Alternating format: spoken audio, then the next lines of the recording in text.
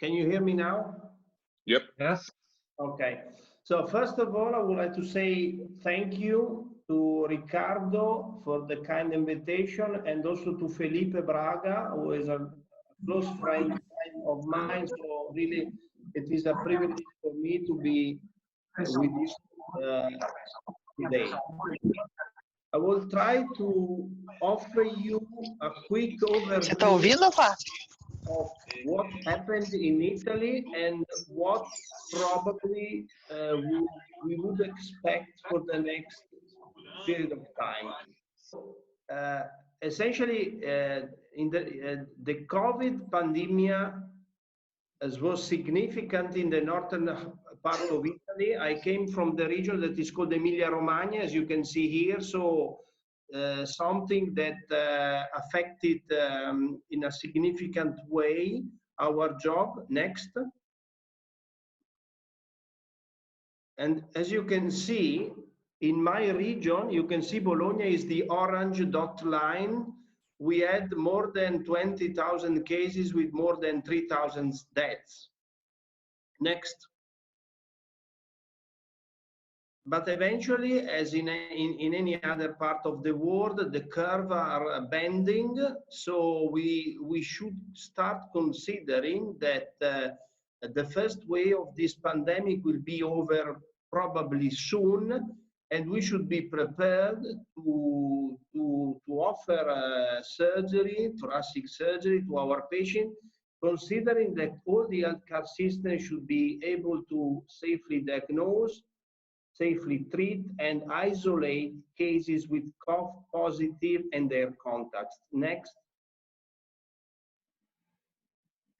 So what happened actually to our routine? Essentially, we were, it was impossible to meet with colleagues and with patients as before. As a result, as you can see, this is a survey done in Europe by our society, the STS. You see, almost half of the people were unable to run MDTs. For instance, we were able to run MDTs with telemedicine. I understand that someone will discuss this later. And this affected pretty much our activity because we were not having any new referrals to operate. Next. This is a snapshot of what happened in our city in terms of thoracic surgery. You see, if you consider the 9 weeks between the beginning of March and beginning of May, and if you compare 19 and 20, you see that essentially we had a reduction in terms of lung resection and also in terms of overall number of cases of approximately 20%. We had the chance to operate also as a, it was by chance, 6 patients with COVID. 1 was a lobectomy, and the remaining 5 was referred to us as emergency cases. So we had 2 tight outrage, 1 pneumothorax, and 2 empyemas. Next.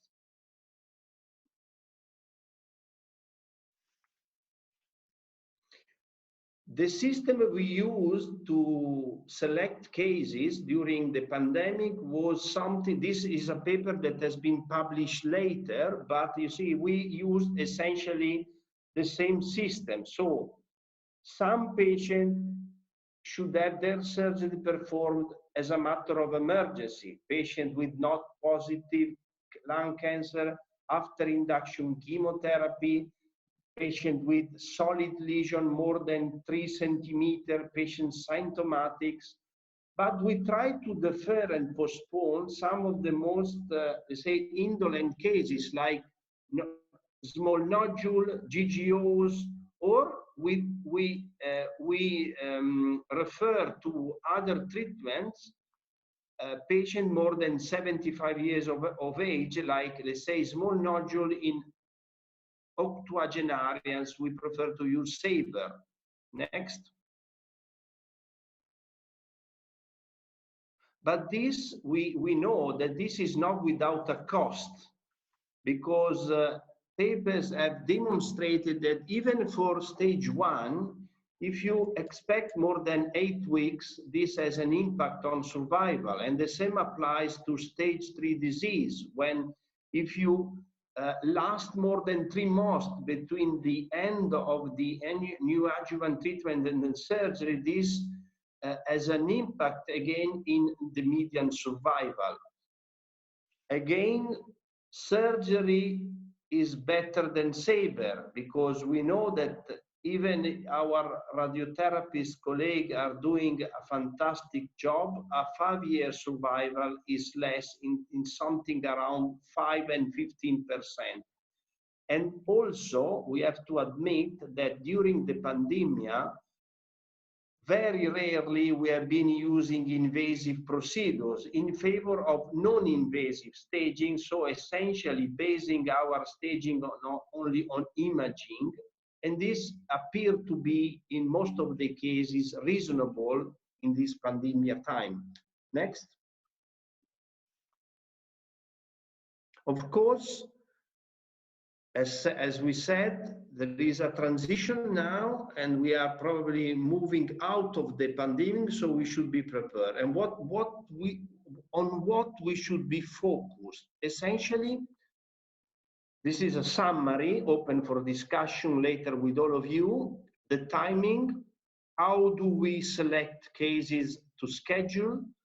How do we consider the safety of patient and staff? How do we run MDTs? How do we manage outpatient activity and follow-up? Next. So in terms of timing for reopening, next, essentially, we believe, this is, the policy in my hospital and in Italy, that after 2 weeks with a robust reduction in cases, probably we are ready to resume elective surgery. Next. This should take into account that hospital must be prepared with all the facilities we need in terms of ICU beds, PPE, ventilators, drugs, and everything, not to fall again in a sort of crisis as before. Next. And also another problem has been that most of the staff were not trained adequately. So we didn't know how to dress, how to undress. A lot of doctors were affected, so there was shortage of doctors and nurses, and also fatigue and impact of stress should be taken into account. Next.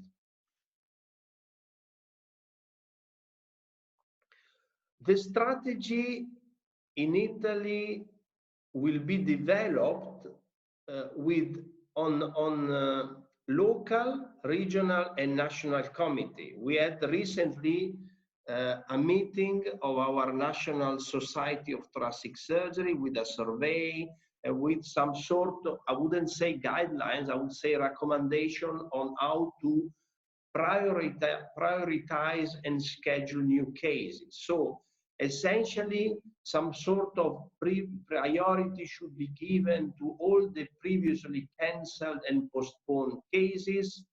Anything should decide the type of prioritization. If you prefer cancer, if you prefer transplant, if you work in a trauma center, if you got a lot of emergency in terms of infection and pleural disease, hospitals should be prepared to increasing allotting time for or hire, and new staff should be employed and trained. Next.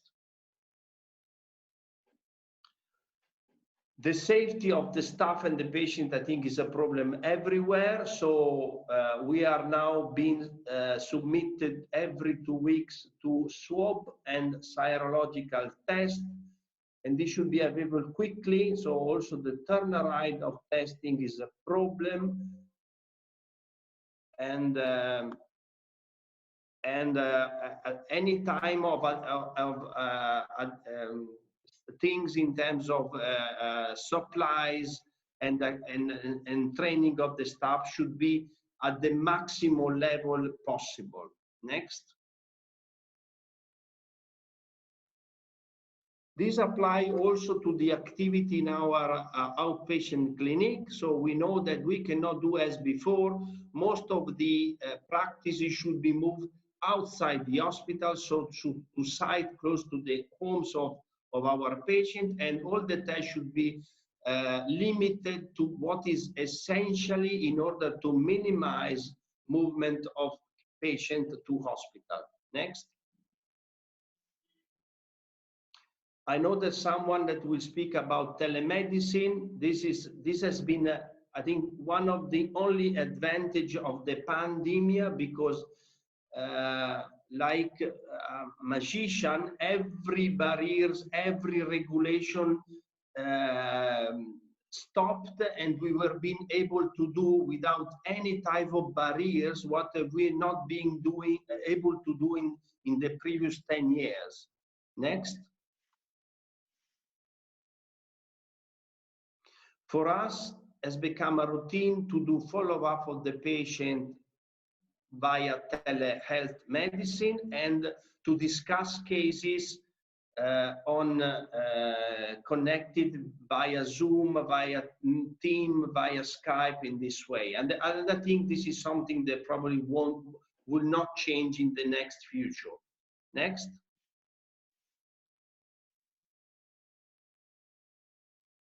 And this applies also to the way we do surveillance of our cases. We should try to, so according to this ASCO guideline, every 6 months a CT scan for the first 2 years, and then annually for every patient that has been operated for a lung cancer. I think this was my last slide. Is just say a quick overview, but I prefer to limit to these 10 slides and leave more time for discussion with you later. Thank you very much.